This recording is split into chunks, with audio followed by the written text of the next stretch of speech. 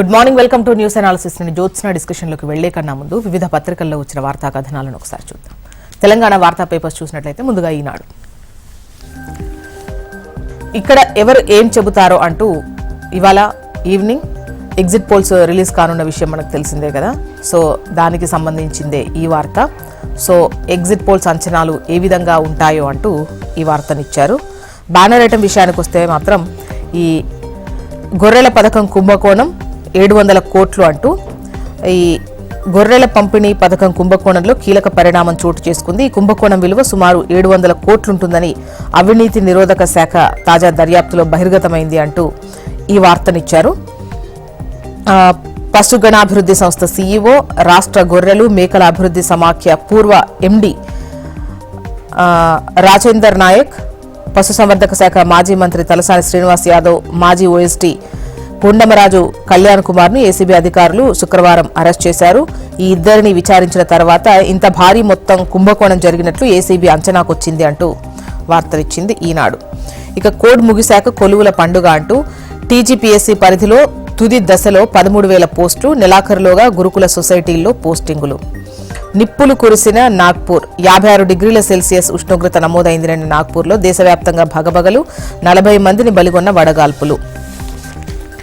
మేడిగడ్డకు పరీక్షాకాలం అంటూ ఇన్వెస్టిగేషన్కు 4-5 నెలలు పట్టే అవకాశం, 3 సంస్థల నిపుణులతో పరిశీలనకు సంప్రదింపులు. నెక్స్ట్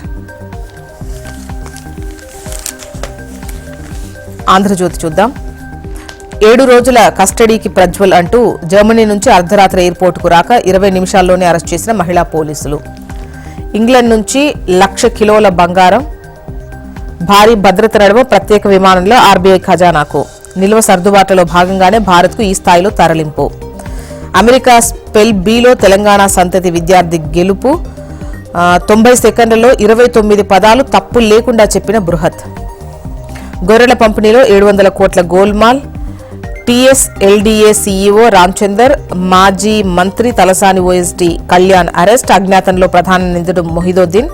కేసులో ఇప్పటికే 10 మంది అరెస్ట్ అయ్యారు. అండ్ నేటితో తెర అంటూ సార్వత్రిక ఎన్నికల చివరి దశ ఇవాళ కదా. వారణాసితో పాటు 57 కీలక స్థానాల్లో ఇవాళ పోలింగ్ ఉంది.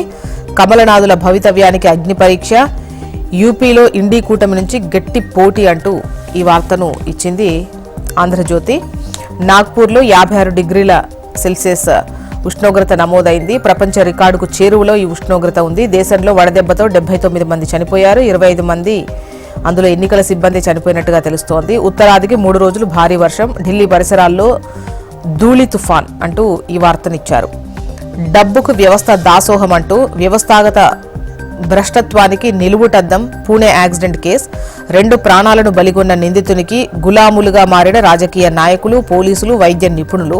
అడుగడుగున కేసును నీరుగార్చేందుకు తీవ్ర ప్రయత్నాలు. పూణే పోలీస్ కమిషనర్కు deputy CM Ajit Pawar phone. ఈ కేసులో చూసి చూడనట్లు పోవాలంటూ సలహా. ట్యాపింగ్ కేసు సీబీఐకి ఇవ్వాలి అని చెప్పేసి అటు బీజేపీ నిన్న డిమాండ్ చేస్తూ ధర్నా చేసిన విషయాన్ని ఇక్కడ హైలైట్ చేస్తూ ఈ కథనాన్ని ఇచ్చారు. నెక్స్ట్ నమస్తే తెలంగాణ చూద్దాం. నమస్తే తెలంగాణలో మనకు బ్యానర్ ఐటంగా కేసీఆర్ పథకాలు బంద్ అన్నటువంటి హెడ్లైన్తో ఈ సంక్షేమానికి కాంగ్రెస్ సర్కార్ తూట్లు పొడుస్తోంది. రాష్ట్ర ప్రగతికి బాటలు వేసిన స్కీములన్నీ రద్దు చేస్తున్నారు. పథకాల నిలిపివేతతో నష్టపోతాము అంటున్న ప్రజలు. అంతర్జాతీయ ప్రశంసలు దక్కిన పథకాలకు మంగళం పాడుతున్నారు. KCR kit, nutrition kit, CM breakfast అన్ని బంద్. దళిత బంధు, బీసీలకు 1,00,000, విదేశీ విద్యా నిధి మాయం. పల్లె ప్రగతి, పట్టణ ప్రగతి, సాగునీటి ప్రాజెక్టులకు అదే గతి. కేసీఆర్ ఆనవాళ్లు చెరిపేయాలన్న ఆలోచనే కారణమా అంటూ ఈ వార్తనిచ్చారు. ఇక రాజధానిపై ఉమ్మడి వాదన అంటూ 10 ఏళ్లైనా ఏపీకి రాజధాని కరువు, రేపటితో తీరనున్న ఉమ్మడి గడువు. హైదరాబాద్పై మళ్లీ ఏపీ నేతల కన్ను, పాతరాగం అందుకుంటున్న నేతలు.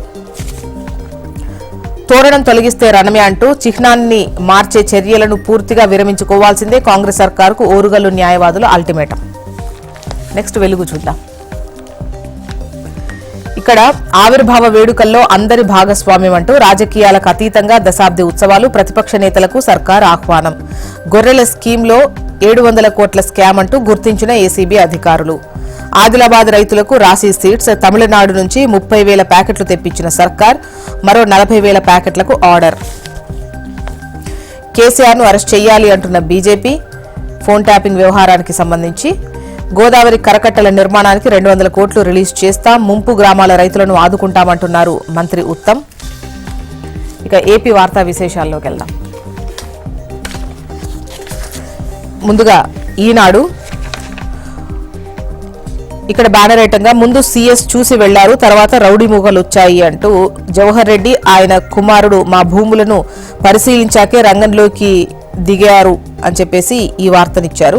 ఓటర్ నాడిపై ఎవరేం చెబుతారు అంటూ ఇవాళ ఈవినింగ్ రిలీజ్ అయ్యేటువంటి ఎగ్జిట్ పోల్స్ అంచనాలకు సంబంధించిన వార్త ఇది.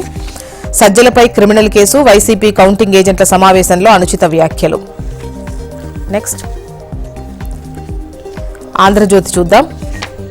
విజయంతో విరమణ, జగన్ కక్ష సాధింపులకు పాల్పడ్డా కూడా పోలీస్ యూనిఫామ్లోనే ఏబీవీ రిటైర్మెంట్ జరిగింది అంటూ ఈ వార్తనిచ్చారు. గుడ్ బై హైదరాబాద్ అంటూ ఉమ్మడి రాజధానికి సంపూర్ణంగా సెలవు, అల్లుడి గిల్లుడు భోగాపురంలో తవ్వే కొద్దీ భూదందాలు అంటూ ఒక వార్తను హైలైట్ చేసింది ఆంధ్రజ్యోతి. నెక్స్ట్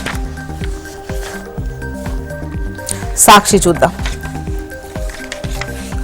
ఇది ఈసీ వివక్షే అంటూ పేరు, హోదా వివరాలు సీల్ లేకపోతే పోస్టల్ బ్యాలెట్ ఎలా చెల్లుతుంది అన్న ఒక క్వశ్చన్తో ఈ వార్తను ఇస్తూ ఎన్నికల కమిషన్ ఇచ్చిన తాజా ఉత్తర్వులు విస్మయకరం, అన్యాయంగా ఉన్నాయి అంటూ సాక్షి ఒక కథనాన్ని ఇచ్చింది.